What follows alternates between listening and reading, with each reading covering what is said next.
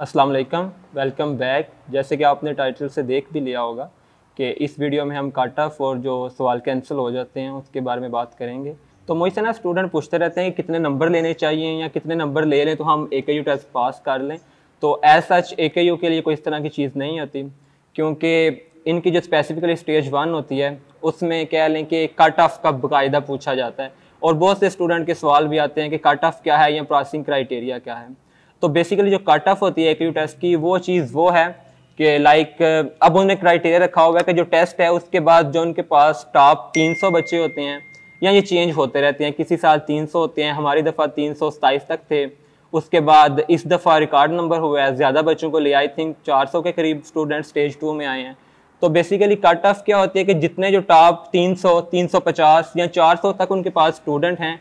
उनके जितने जो लास्ट स्टूडेंट होगा, लाइक हमने 400 इस दफ़ा वो डिसाइड करते हैं हमने 400 स्टूडेंट लेने हैं, तो जो 400 पे नंबर पे स्टूडेंट होगा उसके जितने मार्क्स होंगे वो बेसिकली उस ईयर की कट ऑफ होगी, क्योंकि उससे नीचे जितने भी होंगे वो कह लें कि स्टेज 2 या इंटरव्यू वाली स्टेज में नहीं जाएंगे। तो लास्ट ईयर कह लें कि जो कट ऑफ थी वो थी 57 और 60। 57 थी आपकी साइंस पोर्शन की और 60 थी आपकी रीजनिंग, जिसमें मैथ रीजनिंग और साइंस रीजनिंग होती है।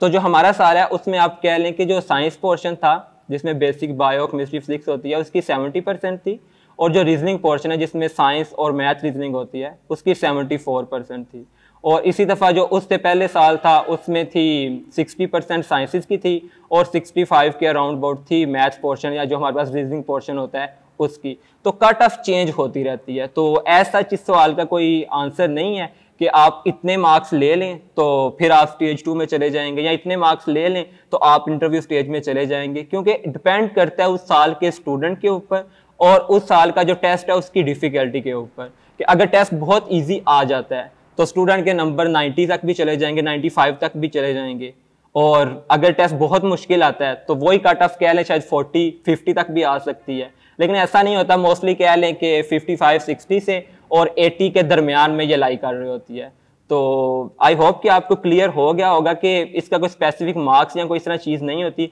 बस आपको जो टॉप 300 स्टूडेंट हैं या 350 है या 400 है फॉर दैट स्पेसिफिक ईयर, उसके लिए आपको उन स्टूडेंट में आना है और जितने भी उनके मार्क्स होते हैं ये मैटर नहीं करता, टेस्ट की डिफिकल्टी लेवल के ऊपर मैटर करता है। तो अगर आपके उतने मार्क्स आ गए हैं तो आप स्टेज 2 के लिए कंटिन्यू कर जाएंगे, अदरवाइज फिर आप कह लें कि आप उसको क्या कंसीडर करते हैं, आपके ऊपर डिपेंड करता है कि आप ये समझे कि आपका टेस्ट फेल हो गया है या आपने कट ऑफ क्रॉस नहीं की, उसको आप जो मर्जी नाम ले लें। तो बहुत से स्टूडेंट ये भी सवाल करते हैं कि हमने सिर्फ आगाह टेस्ट पास करना है, तो आप जो मर्जी कह लें कि शार्ट लिस्ट होना है स्टेज 2 के लिए, पास करना है या कह लें कि स्टेज 2 में जाना है, तो जो भी चीज़ नाम दे ले वो एक तरह से, ये तो कोई डिफरेंट चीज़ नहीं है पास करना। आपको बेसिकली 300 या 400 स्टूडेंट में आना है और उनके जितने जो लास्ट स्टूडेंट क्वालिफाई कर रहा होगा, जितना उनका नंबर है 400 वाला जो स्टूडेंट अगर उन्हें लेना है तो जितने उसके मार्क्स होंगे तो वो उस ईयर के लिए कट ऑफ होगी। और यहाँ पे एक और भी कंफ्यूजिंग चीज़ होती है कि जो दो पोर्शन है हमारे पास, साइंस रीजनिंग और मैथ रीजनिंग,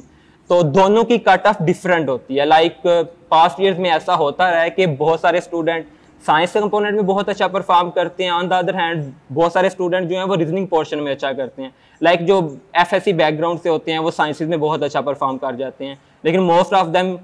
रीजनिंग में इतना अच्छा परफॉर्म नहीं करते। और इसके बरक्स होता है, जो हमारे पास A लेवल के स्टूडेंट होते हैं वो साइंसेज में थोड़ा कम स्कोर करते हैं कंपैरेटिवली, और रीजनिंग में वो बहुत अच्छा कर जाते हैं ड्यू टू सेट एक्सपोजर और जो दूसरे उनके एडिशनल मैथ वगैरह होती है।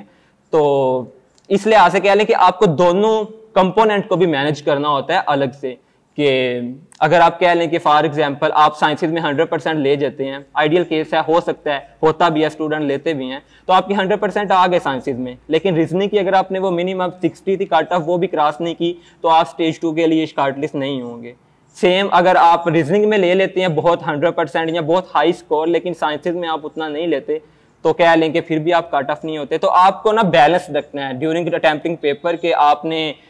ध्यान में रखना है कि अगर मुझे कट ऑफ चाहिए 70% तो मैं 70, 50 या 80% तक एक पोर्शन जब सिक्योर कर लूँ, आपको लगता है कि मैंने इतना अटेम्प्ट कर लिया, इतना मैं स्कोर इसमें कर लूँगा, तो फिर आपने रिमेनिंग टाइम में बाकी पोर्शन को भी इस हद तक ले आना है, और फिर अगर उसके बाद आपके पास टाइम होता है तो फिर आप जो एक्स्ट्रा है उसको भी कर लें। लेकिन पहले आपने सेफ लिमिट में आना होता है, पहले दोनों पोर्शन को इकट्ठे करना होता है। पिछले 2-3 सालों में मेरे पास बेशुमार मिसालें ऐसी हैं कि जिनके पास टाइम मैनेज नहीं हुआ था, एक दफ़ा उनका साइंस कंपोनेंट नहीं रहा था तो दूसरी दफ़ा उन्होंने फिर साइंस पे बहुत ज़्यादा फोकस कर लिया और रीजनिंग में वो रह गए। 3-4 एग्जाम्पल ऐसी हैं जिनका सब कुछ बहुत परफेक्ट था, स्टेज 2 की प्रेपरेशन बहुत परफेक्ट थी, लेकिन क्या कि बस उन्होंने जेहन में रखा हुआ था कि पिछली दफ़ा रीजनिंग में मसला हुआ है या पिछली दफ़ा साइंस में मसला हुआ है, तो उसको पोर्शन को उन्होंने बहुत ज़्यादा टाइम दे लिया, लेकिन जो दूसरा पोर्शन था कह लें कि उसका उतना भी ना कर सके कि उनका काट ऑफ हो सकता है। लाइक हमारी दफ़ा थी 70 और 74 थी, 74 रीजनिंग की और 70 थी साइंसेज की।